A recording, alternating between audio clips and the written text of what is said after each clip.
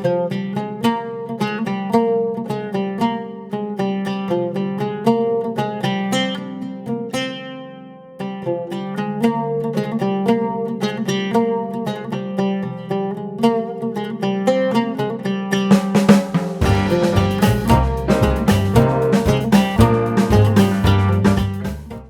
viewers, I am Kajol and you're watching TripWind.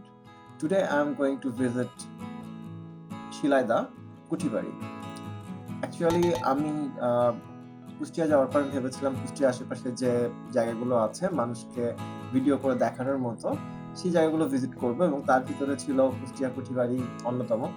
কিন্তু সবথেকে দুঃখজনক হলো সত্যি যে আমি যখন কুষ্টিয়া কুঠিবাড়িতে যাই সেখানে বড় একটি সাইনবোর্ডে লেখা যে এখানে ড্রোন ফ্লাই করা যাবে না। তো ড্রোন যেহেতু আমার ভিডিওর খুব ইম্পর্টেন্ট একটা পার্ট, সেহেতু এটা শোনার পরেই আমি আমার ভিডিও করার যে মুডটা ছিল সেই মুডটা অফ হয়ে যায়।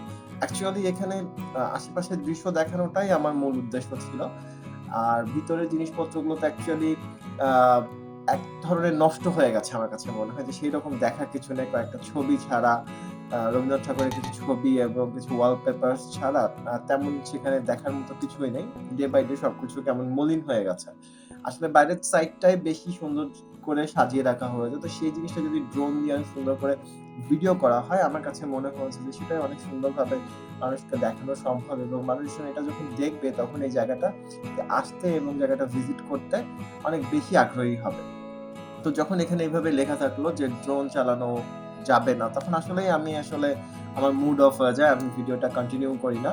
সো আমি এই ভিডিওটা এই কারণেই করছি যে যারা এখানে মানে শুট করার জন্য যাবেন, তারা অবশ্যই এটা জায়গাটি সম্পর্কে জেনে যাবেন। এখানে ড্রোন ফ্লাই করা যাবে না। এখানে ভিতরে ছবি তোলা মানে ঘরের ভিতরে ছবি তোলা যাবে না। বাইরে থেকে আপনি আপনার মোবাইলে ছবি তুলতে পারবেন। ডিএসএলআর বা দামি কোনো ক্যামেরা, ভিডিও ক্যামেরা ব্যবহার করার ক্ষেত্রেও বেশ কিছু নিষেধাজ্ঞা রয়েছে। তো এই ছিল আজকে আমার একটা ইনফরমেটিভ ভিডিও। যদি ভিডিওটি ভালো লেগে থাকে বা আমার ভিডিওতে আপনাদের কোনো উপকার এসে থাকে তাহলে hit the subscribe button and stay tuned with my channel. Have a good day. Thank you very much.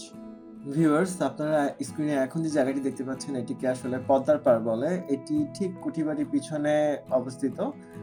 এটি দিয়েই মূলত রবীন্দ্রনাথ ঠাকুর তার কুঠিবাড়িতে আসা যাওয়া করতেন তার বর্জার মাধ্যমে বা তার নৌকার মাধ্যমে।